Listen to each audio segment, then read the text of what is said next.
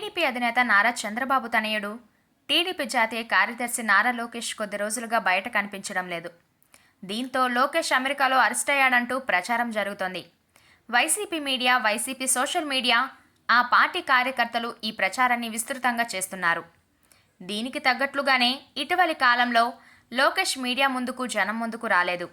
దీంతో ఈ ప్రచారం నిజమేనా, నారా లోకేష్ నిజంగానే అమెరికాలో అరెస్ట్ అయ్యాడా అంటూ సందేహాలు మొదలయ్యాయి.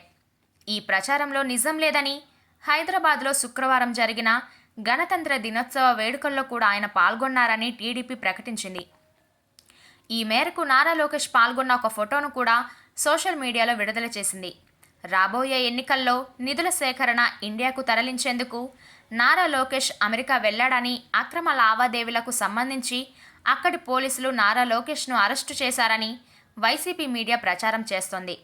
దీనిపై ఇండియన్ ఎంబాసీకి సమాధానం అందిందని, పోలీసులు లోకేష్ను గట్టిగా విచారిస్తున్నారని తమ సోషల్ మీడియా పోస్టుల్లో వైసీపీ అభిమానులు పేర్కొంటున్నారు. దీంతో స్పందించిన చంద్రబాబు తన కుమారుడు లోకేష్ను బయటకు తెచ్చేందుకు ప్రయత్నిస్తున్నట్లు వైసీపీ మీడియా చెప్పుకొచ్చింది. ఈ విషయం బయటకు రాకుండా చంద్రబాబు జాగ్రత్తలు తీసుకుంటున్నట్లు ప్రచారం చేసింది. అయితే తాజాగా టీడీపీ సోషల్ మీడియా ద్వారా ఈ ప్రచారంపై స్పష్టతనిచ్చింది. లోకేష్ హైదరాబాద్లోనే ఉన్నట్లు వెల్లడించింది. మరోవైపు లోకేష్ కూడా వరుసగా పలు అంశాలపై ట్వీట్లు చేస్తూనే ఉన్నారు.